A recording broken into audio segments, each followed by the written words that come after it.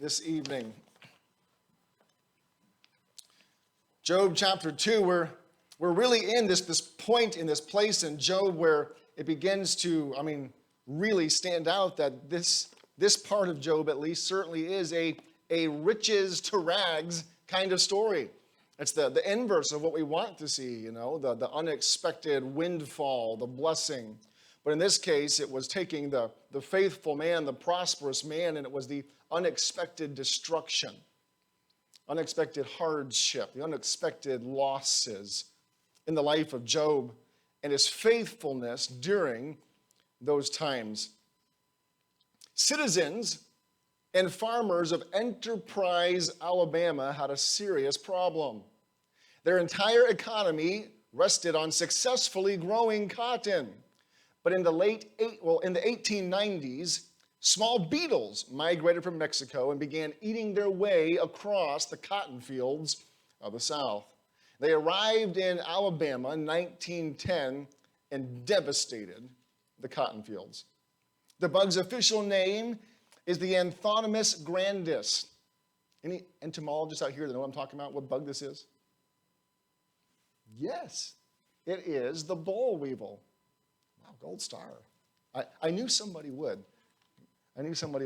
That's awesome. Yes, it is the boll weevil. And because of this plague of weevils, the farmers faced the absolute certainty of bankruptcy. Their economy was destroyed. One farmer, however, was a visionary, saw this disaster as an opportunity, and rather than pack his bags and surrender to this cotton-eating pest, he listened to George Washington Carver, the agricultural scientist at the Tuskegee Institute, that told them, diversify your crops. Plant peanuts, sweet potatoes, and soybeans. And so he followed Carver's advice, and Enterprise, in contrast to the entire rest of the state, rebounded economically by 1917 with the largest peanut harvest in America. Mr. Fleming, the local businessman that came up with the idea of building a monument to the boll weevil, effectively thanking it for making them so prosperous.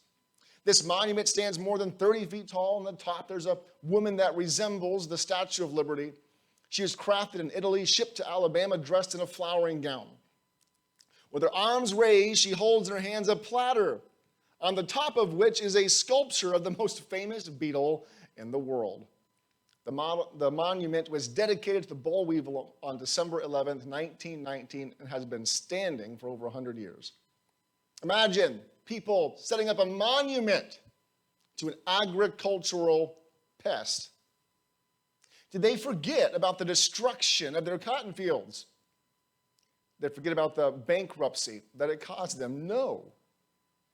But they saw the enormous positive effects it had instigated on their town after the crisis was over.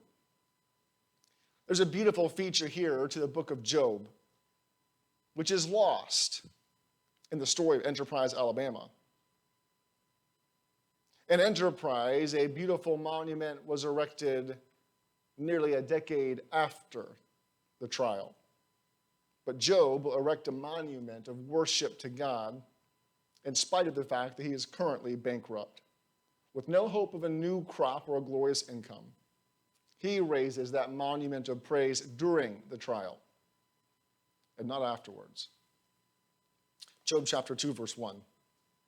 Again, there was a day when the sons of God came to present themselves before the Lord, and Satan came also among them to present himself before the Lord. And the Lord said unto Satan, from whence comest thou? And Satan answered the Lord, from going to and fro in the earth and from walking up and down in it. And the Lord said unto Satan, hast thou considered my servant Job? That there is, and in my mind I hear the word still, none like him in the earth. A perfect and upright man, one that feareth God and escheweth evil, and still he holdeth fast his integrity. Although thou movest me against him to destroy him without cause. And Satan answered the Lord and said, skin for skin. Yea, all that a man hath will he give for his life. But put forth thine hand now, touch his bone and his flesh, and he will curse thee to thy face. The Lord said unto Satan, Behold, he is in thine hand, but spare his life. So went Satan forth from the presence of the Lord, and smote Job with sore boils from the sole of his foot unto his crown. He took him a potsherd to scrape himself withal, and sat down among the ashes. The first thing we'll see this evening, starting in chapter 2, is the report of the accuser. Satan came again on another day when the servants of God came before God to give a report. But this time, Satan comes to give a report. Why? He was given permission to do something, and he was required to bring a report. In all of this, yes, we see the devastation that Satan brings upon Job. And there's more to come this evening. But in all of it, Satan is beholden to, responsible to, within the rules that God sets upon him. There's a framework, things he could not do in his initial attack, namely everything he wants to do here, attack Job's body. But before he can do that, he has to come back, stand up, and deliver his report, or more like, listen to the words of the master. As Satan comes back up to deliver his report, we'll see Satan's failure. He failed to compromise Job. What did he do? He took away his possessions. He did it through cunning theft as the Sabeans rushed in and snatched up a portion of his wealth. He did it through disaster, the fire of God that fell. I feel that it was lightning probably that fell from the sky, destroying the flock and the servants, described by the lone survivor as an act of God. He lost his possessions through power and force as the Chaldeans broke up into 3 bands and struck his camels and carried him away. Took away his possessions, he destroyed his family.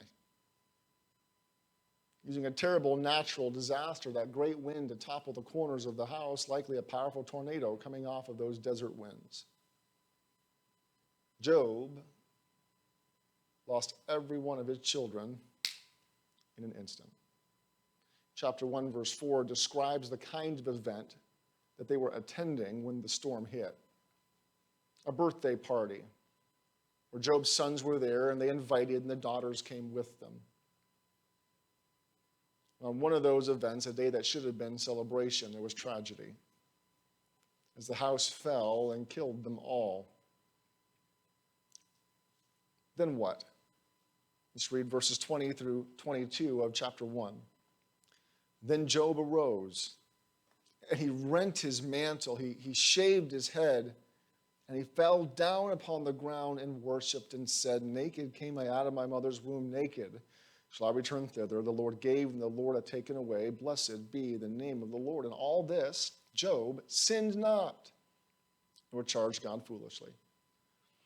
Job passed his test with excellence. Yes, he grieved passionately. He grieved publicly. And yet in all of that, his worship was perfect. There was nothing sinful in his action. And the adversary, the accuser, was shamed. Satan hates to be denied. And in this account, in this event, he is required to report his failure to God himself in person. And Satan's wrath is kindled. And he angrily, aggressively seeks the next opportunity to attack Job. I love the way God orchestrates this as we look at it in the page of Scripture, how it plays out. Satan has to come back and report. And God asks him the same question with the difference of a couple of words in there. It's identical to chapter 1 when Satan first comes in with this little plot and plan that, of course, God has seen through. He asked him where he's been, what he's doing, whence comest thou? And Satan uses that same little avoiding kind of a phrase, that obscuring phrase. I've been running to and fro on the earth, up and down in it. And God says, oh, okay. How about my servant Job? While you were down there, did you happen to notice him? Yes, that had been his focus, his purpose, his permission to strike and attack Job. Satan told God in chapter 1, you let me at him and he will crumble and curse your name. God says, hey, how'd that go for you? How about my servant Job? Job right now is in the midst of great suffering. There is nothing pleasant, pleasing, or joyful in Job's life at all. And yet, because he chose to worship the Lord, Satan is left with not an accusation, but nothing at all to say to God's question. But this is the accuser of the brethren. And he didn't come in to say, yep, you were right. No, that's not how Satan operates. He comes in simply with yet the next accusation. Verse 4 says, Satan answered the Lord and said, skin for skin. Yea, all that a man hath will he give for his life. Skin for skin. This was a bartering term that meant to trade one skin, such as that for an animal, for another. Satan is saying nothing outward is so important to a person. He will not exchange it for something else. But his life, that inward part, that cannot be replaced, and a man will sacrifice everything for it. What is Satan saying in effect? Satan is saying, yes, you took away his wealth. Yes, you took away his family, but Job would have burnt those on the fire anyway to save his own flesh. Skin for skin. He'd have traded that all away to save his own hide anyhow. How contrary, how obviously to the fact wrong. What an audacious, bold lie. He accused Job of callously trading away the lives of his family, even as he himself was the instrument in taking them. It is as though Job is simply pleased that it was them and not him. Better you than me. It is as though Job will merely wash his hands and his memory of them and move on. It was as though their loss was irrelevant so long as he had his health. He accused Job of writing off the loss of his possessions in exchange for his health because he would trade it all for his own life anyway. Simply walk away with his health and rebuild his fortune. Skin for skin. Yea, all that a man hath will he give for his life.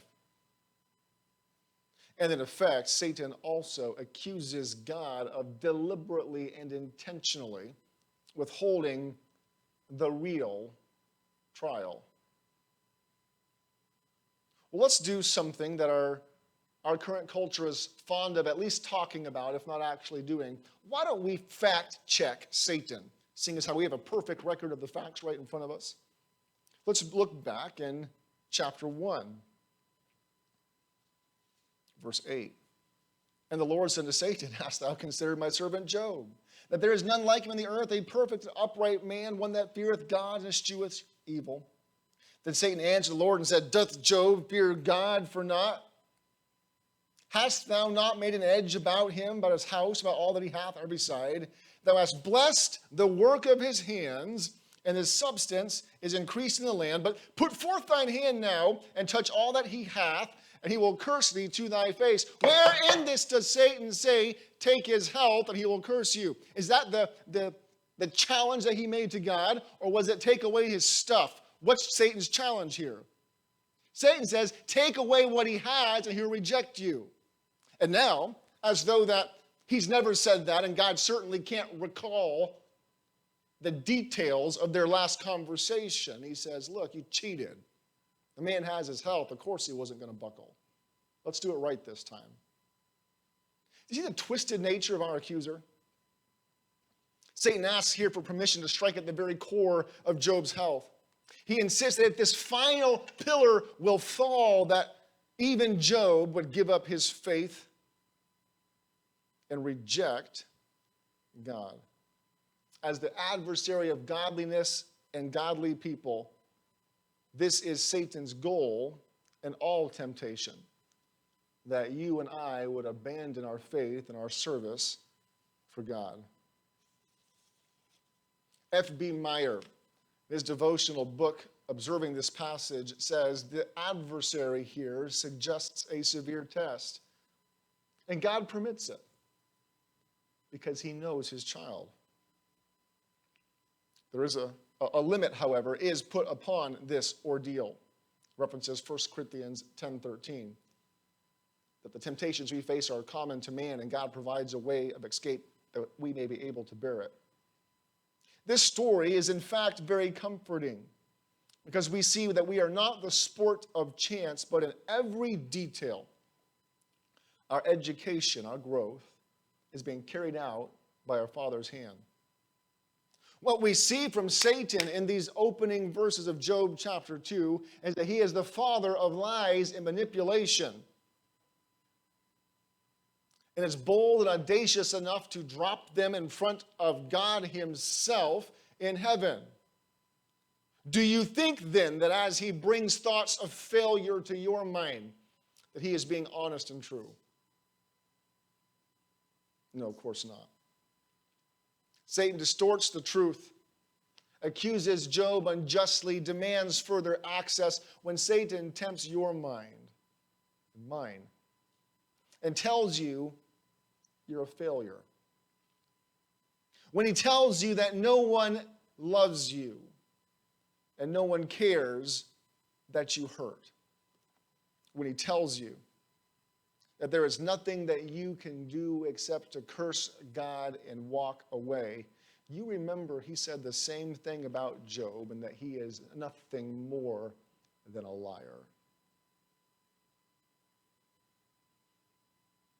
That when those thoughts ring through your minds following some thread of truth, or so it might seem in the moment,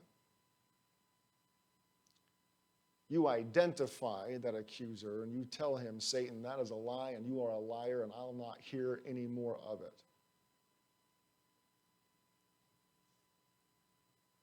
The next we see as we continue down in these verses is simply this, the revenge of the accuser. He's failed, and not for lack of trying, but his certainty that Job would fail was wrong. Satan is not omniscient. He's not all-knowing. He is not all-powerful and able to make man bend and break by his own will, though he may try. And so he leaves heaven with God's permission that he may touch Job's body, but that he may not take his life. Verse 5. Put forth thine hand now, and touch his bone and his flesh, and he will curse thee to thy face. And the Lord said to Satan, Behold, he is in thine hand, but save his life. So went Satan forth from the presence of the Lord, and smote Job with sore boils from the sole of his foot unto his crown. And he, Job, took him a potsherd to scrape himself withal, and sat down among the ashes. The Hebrew term used here, translated boil, is a very general term used to describe the various diseases of the skin. In fact, it's the same term that's used in Leviticus 13, 18 through 23, that deals with the risings of the flesh, the boils, in the context of leprosy. That fact that Leviticus uses the same term to discuss boils in the context of leprosy has led many people to assume that some form of leprosy was Job's disease here. Another suggestion, a possibility, is that Job was afflicted with elephantitis. The symptoms of elephantitis are blackened skin and swollen limbs. Especially seeing these are very sore boils that cover him from the top of his head to the bottom of his foot. The elephantitis thought really fits well, as the skin would be stretched and broken, breaking across his entire body. He would look like a human boil. Whatever it was, and we don't know for certain, Satan got to take his pick. So we know it was serious, it was severe. as we read through the rest of the book of Job, and we would pick out those places where Job describes his physical condition, we see the effect it has on him. He describes himself, and here in chapter 2 and in verse 12, that he is disfigured. Chapter 7, verse 5 talks about running sores infected with worms, a darkening and a shriveling of the skin, red and swollen eyes, diarrhea, 30:27, fever with chills, choking, foul breath, emaciation, nightmares, sleeplessness, excruciating pain in 30:17. We also learn that this unrelenting illness afflicted him for months in chapter 7. It was horribly painful. It is described indeed as though his entire body is a boil. He's covered from the bottom of his feet to the top of his head. That means that Job is in constant, terrible pain. We know that he, in the midst of this pain, to add insult to injury, he itches. Where your entire body is a leaking boil, and you have the overwhelming urge to scratch your flaking, destroyed skin. What a horrible place to be. Add to that, he's unable to sleep. Horribly painful. Also, it was clearly, by his description, it was clearly visible. Everyone who knew him could see his disease in all of its horror. Boils, in many cases, are a sign of God's judgment, and some, including his so-called friends, certainly thought that Job was simply getting what he deserved. Attacked Job's body, and in that he also attacked Job's mind. Verse 8 says he took him a potsherd to scrape himself withal, and he sat down where? What next three words? Among the ashes. Stephen Hooks, in his commentary, notes that the grammar here of the Hebrew suggests that Job was already sitting in the ashes when he was afflicted by this disease. We don't know for sure if he was doing this near his own house or in some public place, but Palestinian towns had these kind of places, usually outside the city, called a mezboleh, where the collection of the city's ashes, broken pots, and other refuse were dumped. It was the abode of outcasts. Ashes and dust were sometimes thrown on the head as a sign of mourning. Samuel documents that. Sometimes the clothes of grieving were additionally covered with ash, as it was in the case in Esther chapter 4, or even in intense grief, people would roll out in the ashes in Jeremiah chapter 6. The scene that we see here in verse 8 is that Job was mourning the loss of his children. And while in mourning, he was smitten by this dreadful, painful disease. It's an attack on Job's body, but it was, in fact, an attack on Job's mind. It's attempting to mourn the death of his entire family, save his wife.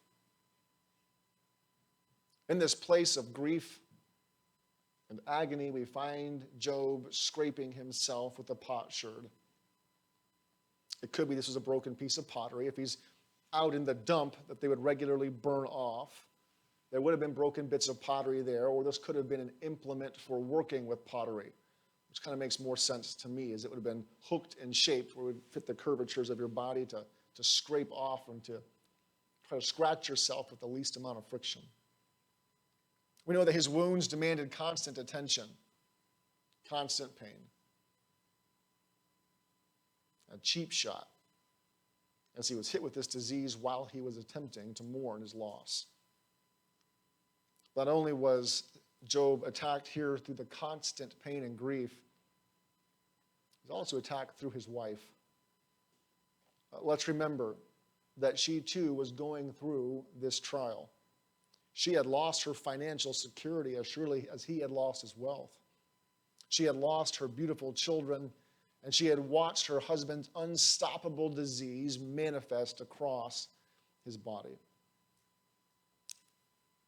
Yet in this, she failed her test. Verse 9, the Bible says, "Then said his wife unto him, Dost thou still retain thine integrity? Curse God and die." When she asks the question, "Dost thou still retain thine integrity?" this is an accusation point blank. She is going to lead what his friends will eventually say. When she asks the question, "Dost thou still retain thine integrity?" she believes that Job has done something worthy of this punishment. What she is saying, in effect, is, how long are you going to keep playing at integrity? Clearly, God's judging you. So quit pretending you don't deserve it and own it. Which makes the statement to curse God and die. What she is advocating here is suicide by blasphemy. What you have done wrong has brought you to this point. Finish the thing. Curse God, and let him finish killing you.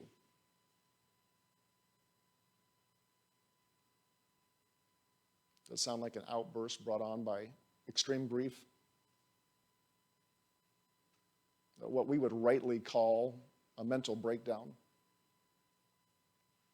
Indeed, it is. In this moment, whether this is a person that is in complete control of their emotions and faculties and making an intelligent decision to be as pointed and poisonous as possible, or whether this is simply a person who has shattered through this trial and is lashing out. In both cases, Job bears the brunt. She tells him to quit. Quit play acting as though that you are innocent.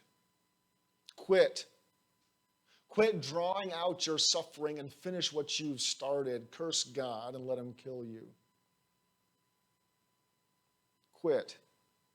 Renounce God and earn his wrath.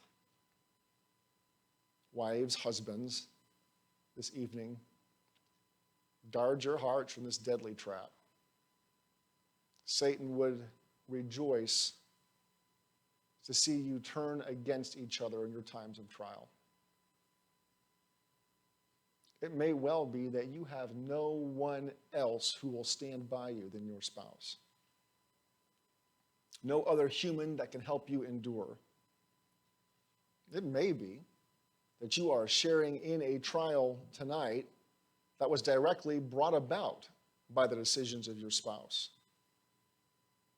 Remember, you can always find God's grace and strength to forgive, to love, and support one another. Do not become Job's wife. After this accusation, scathing accusation by Job's wife, we see his response to her. But he said unto her in verse 10, "Thou speakest as one of the foolish women speaketh. What? Shall we receive good at the hand of God, and shall we not receive evil?" And all this did not Job sin with his lips. Stephen Lawson observes in his commentary here that the unbelief of Job's wife led him to respond with one of the strongest statements of faith ever uttered about God and suffering. These words demonstrate Job's complete confidence, his abandoning of himself to God. One sure sign of true faith is this: Job's confidence in God remained unshakable, which, by the way, demonstrates indeed that he had retained his integrity. He does address his wife's outburst. This is a hard lesson a hard lesson for many believers to learn, especially if we feel that we've been promised health and wealth or misunderstood God's wonderful plan for our lives does, in fact, involve troubles, trials, and tribulation. Believers on this side of the cross have many more examples from both the Bible and church history of God's people who have suffered. Job was much more, if we could use the phrase, in the dark. Yet out of that darkness, Job's strong belief in the sovereignty, the control of God, shines forth all the more brilliantly. Job acts as though he knew the parable in Isaiah 45:9. The clay does not question the work of the potter. He acts as though he's read 2 Corinthians 4:17, which says, "For our light affliction, which is but for a moment, worketh for us a far more exceeding and eternal weight of glory." Though he does address the outburst, and he calls it foolishness, he does not say, "You foolish woman." He addresses the words that were said. You're speaking as one of the foolish women, because it's foolish to accuse God of wrongdoing. Because it's foolish to curse God in the face of loss. Because it's foolish to assume that following God will always and only bring good. Response of a righteous man, he addresses the outburst. He accepts God's right to bring trials. What? So we receive good at the hand of God, and shall we not receive evil? God has the right to bless his servants. He blessed Job abundantly.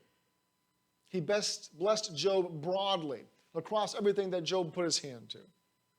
But God also has the right to test his servants. He has the right to allow his servants to experience disaster.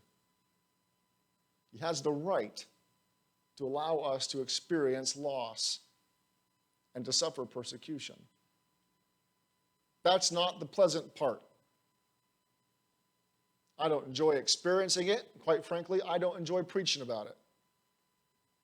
But it's the truth. Whether God allows us to experience the tragedy of the rain falling on the evil and the good, or not falling on either one of them, or whether it's bringing us through the trial to test our faith, God allows us to go through trials. But Job maintained his integrity in the face of this extraordinary trial. He refused to abandon his faith. We said it last week, we'll say it again. The reason Job stayed true to his faith is because he made the decision sitting down there in the ashes, I'm going to be true to God. It's because he made that decision decades past and made it every single day. He made that decision on the days where the business deal went very, very well. He made it on the day where nothing seemed to be out of the ordinary. He made it on the day of the minor trials of life. So in the great and terrible trial brought by the very hand of Satan, Job could make the decision again, I will be faithful. And in his trial, he remained respectful toward God. It is not sinful, it is not wrong to question why God is bringing you through a trial. But it is sinful to accuse him of wrongdoing. So ask him the question why, as you ask him for strength. Ask him the question why, as you acknowledge that you know he has an answer and you want to know it too. Ask him why, even as you ask him for his grace to help you glorify him through it. And in this, Job became a testimony of faithfulness. In all this, did not Job sin with his lips. The New Testament as well gives us some insight into this idea of suffering. Turn to the book of John, please, John chapter 9. In John chapter 9, The disciples exposed their own thinking on this matter, that it was much in the same way of Job's friends. The culture of Job's day had not changed greatly in theirs. In Job chapter 9, verse 1, the Bible says, "And as Jesus passed by, he saw a man which was blind from his birth. And his disciples asked him, saying, 'Master, who did sin, this man or his parents, that he was born blind?' They fell into the trap. This is a man whose life has been characterized by deprivation, by suffering. So whose fault is it? What could he have done? Or what did his parents do so that there could possibly be suffering?" What is Jesus' response? Jesus answered, "Neither hath this man sinned nor his parents, that the works of God should be made manifest in him." All Jerusalem knew the man had been born blind. The religious leaders knew it. Perhaps thousands of others that walked outside the temple knew this beggar by name. Month after month, year after year, he cried, "Alms for the blind, alms for the blind," making his meager living off the pity of people who assumed he had sinned to some degree and was suffering the punishment of God because of it. And Jesus shocked their world when he opposes this view wholeheartedly, that through his blindness, he would bring God glory.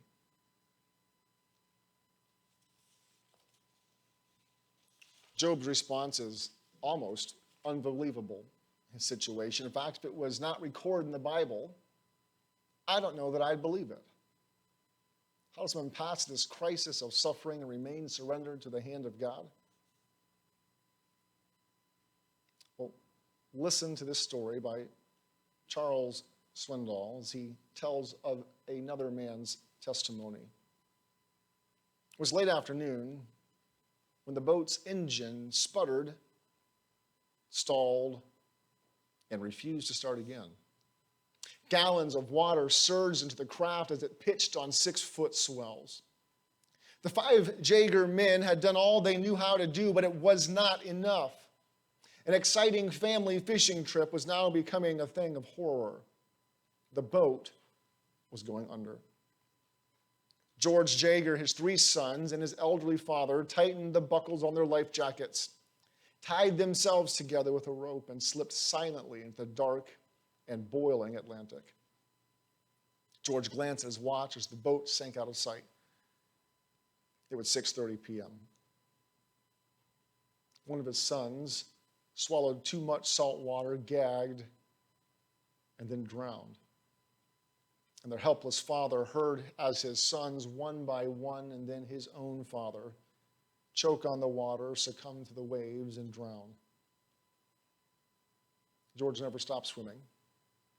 In fact, he swam for 8 hours until he finally staggered onto the shore, still pulling the rope that bound him to the bodies of his sons and his father.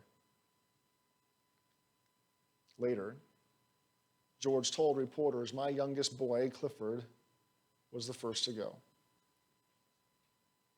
I'd always taught our children that death meant you would go to be with Jesus Christ."